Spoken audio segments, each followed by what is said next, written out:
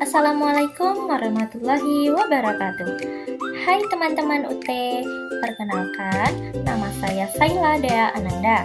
NIM saya 856549883. Saya dari Prodi PGSD, Pendidikan Guru Sekolah Dasar, UPJJJ, Sawut Bono Bertuah, Pangkalan Kerinci, Kabupaten Pelalawan. Nah, teman-teman, di sini saya akan menjelaskan tentang topik peran ontologi, epistemologi, aksiologi dalam membentuk dasar-dasar filsafat ilmu. Nah, di sini saya akan menjelaskan apa itu ontologi. Ontologi itu seperti hakikat apa sih yang dikaji. Nah, ontologi adalah cabang filsafat ilmu yang membahas tentang hakikat realitas atau apa yang menjadi objek kajian ilmu. Ontologi berupaya menjawab pertanyaan mengenai wujud dan keberadaan. Objek kajiannya adalah segala sesuatu yang ada, baik yang fisik ataupun material, dan metafisik ataupun non-fisik.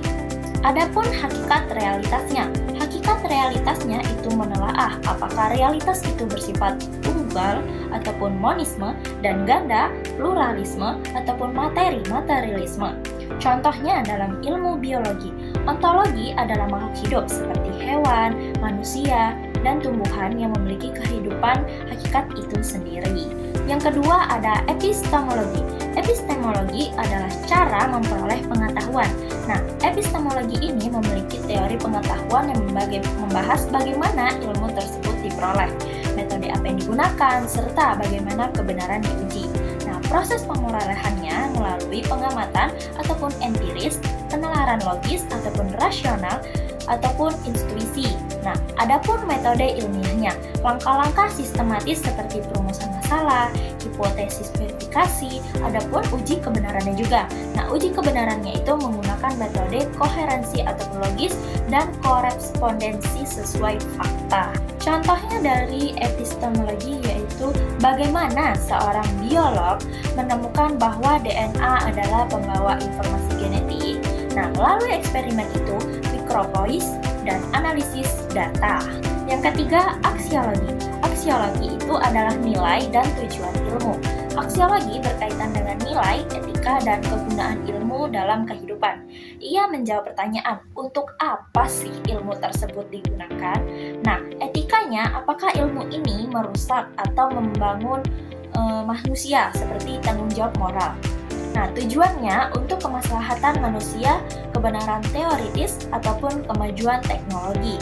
Adapun contohnya, yaitu contohnya pengembangan teknologi nuklir. Secara aksiologi, nuklir ditunjukkan untuk energi bersih atau manfaat, bukan untuk senjata pemusnahan massal seperti etika dan nilai. Teman-teman, di sini saya ada pembahasannya agar teman-teman bisa tahu apa itu ontologi, epistemologi, dan aksiologi.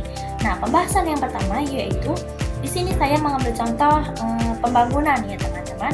Nah, jadi keterkaitan ketiganya ini sebagai fondasi ilmu. Yang ketiga, komponen ini saling berkaitan dan membentuk satu kesatuan yang utuh ataupun holistik. Ilmu yang valid tidak bisa melepaskan salah satunya.